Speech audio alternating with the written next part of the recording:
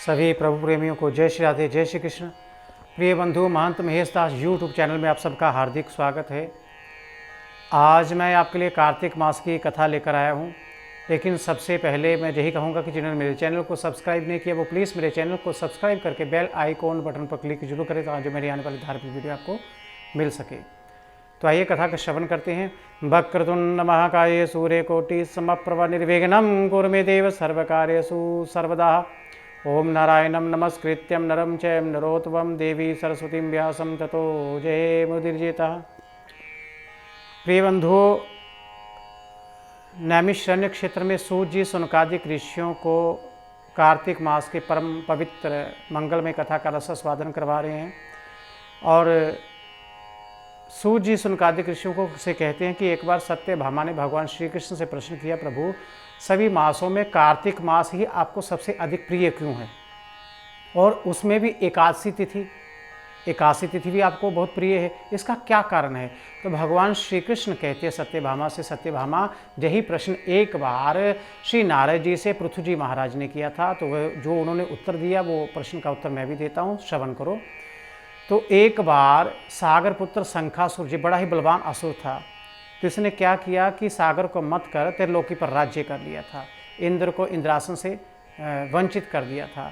तो देवता लोग पहाड़ों की गुफाओं में, पर्वतों की गुफाओं में रहते थे। तो यज्ञ के भाग भी ये शंखासुर ग्रहण किया करता था, लेकिन देवता लोग तो मंत्रों के उच्चारण से मुझे प्रसन्न किया करते थे, प्रार्थना किया करते थे, मेरी पूजा किया करते थे। तो उससे जो है उनका तेज भी बढ़ा हुआ था, वो बलवान भी थे। तो शंखासुर ने देखा कि इनको मैंने राज्य से भी निकाल दिया, इनको हरा भी दिया, लेकिन फिर भी देवताओं का तेज है और ये फिर भी बलहीन नहीं लगते, बलवान लगते, इसका कारण क्या है। तो शंखासुर को पता चला कि ये सारा का सारा कारण है वेद मंत्र, क्योंकि वेद मंत्रों का उच्चारण करते हैं वो, और देवता लोग जो हैं वेद मंत्रों के अधीन होते हैं और वेद मंत्र ब्राह्मणों के अधीन होते हैं।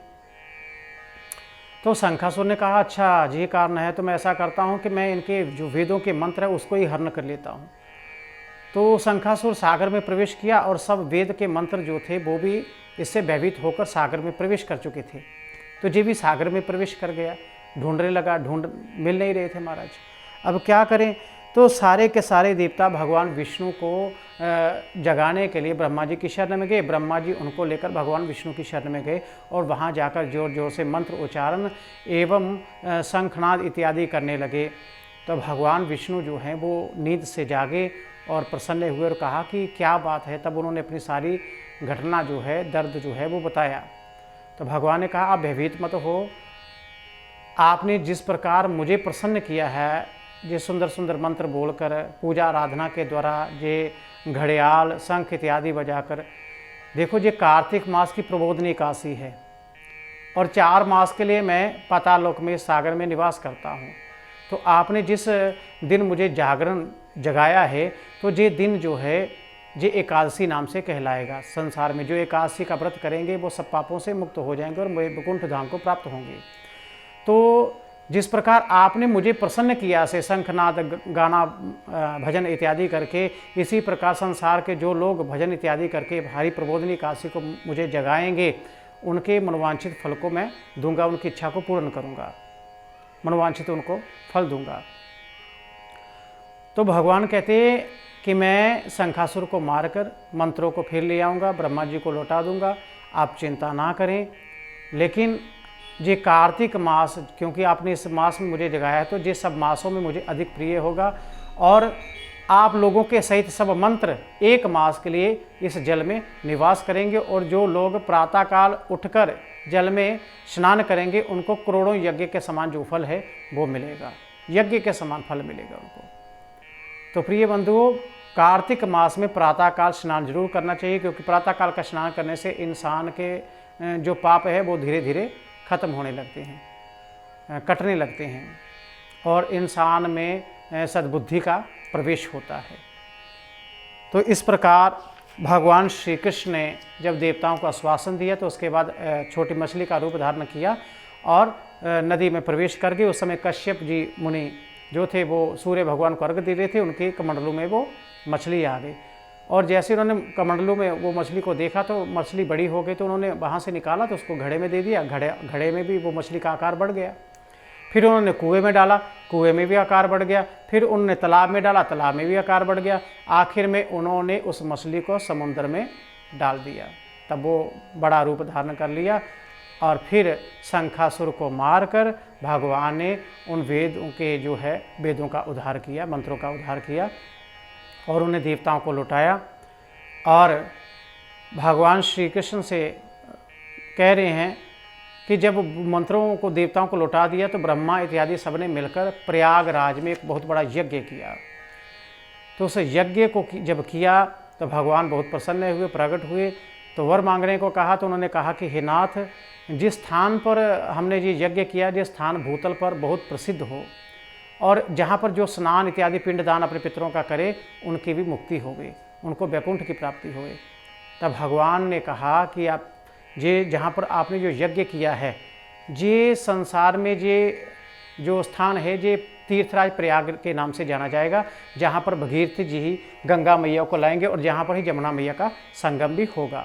तो जहाँ पर जो लोग प्रातःकाल स्नान करेंगे और ख़ासकर क्योंकि ये यज्ञ आपने माघ मास में किया है, तो ये जो मास है माघ मास, मकर संक्रांति पर जब सूर्य आएगा तो सभी तीर्थ जो हैं आप देवता लोग जहाँ पर निवास करेंगे।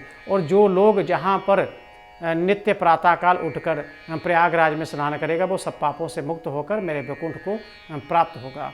तो इस प्रकार भगवान ने ये वरदान दिया और कहा ये जो स्थान है ये तीर्थराज प्रयाग के नाम से जाना जाएगा और जो लोग अपने पितरों का जहाँ श्राद्ध करेंगे उनके पितृगण भी मेरे स्वरूप को प्राप्त होंगे। तो इस प्रकार जो जहाँ पर भजन इत्यादि प्रातःकाल स्नान करेगा, दान करेगा, तो उनको मैं सालोक्य, सामीप्य, सारूप्य जो है तीनों प्रकार की जो है मुक्ति क्रम से प्रदान करूँगा। तो मैं सर्वज्ञ रूप से बद्री वन में सदैव निवास करता हूँ और जो फल और स्थान 100 वर्ष में मिलता है वह तुमको केवल प्रयागराज में एक दिन में मिल जाएगा। तो जिस स्थान के दर्शन करने से मनुष्य जीवन मुक्त हो जाएगा। तो इस प्रकार जो कार्तिक मास की एकादशी है वह भगवान को प्रिय है और कार्तिक मास सब मासों में प्रिय है। तो इसलिए सभी से मेरी यही निवेदन है कि प्रातःकाल का स्नान देव स्नान, ऋषि स्नान, मनुष्य स्नान कहलाता है, लेकिन सूर्य उदय के बाद का स्नान जो है वो व्यर्थ, आपको कोई फल नहीं दे पाएगा। तो कृपया इस कार्तिक मास का लाभ उठाएं और अपने पापों से मुक्त होने के लिए प्रातःकाल आप नित्य जो है वो 1 मास के लिए आप स्नान जरूर किए और भगवान का भजन भी जरूर करें, क्योंकि स्नान का फल तभी मिलेगा जब आप भगवान का भजन करोगे। तो प्रिय बंधु, अगर आपको मेरी वीडियो अच्छी लगे तो इसे लाइक और शेयर जरूर कीजिए। सबको जय श्री राधे, जय श्री कृष्ण।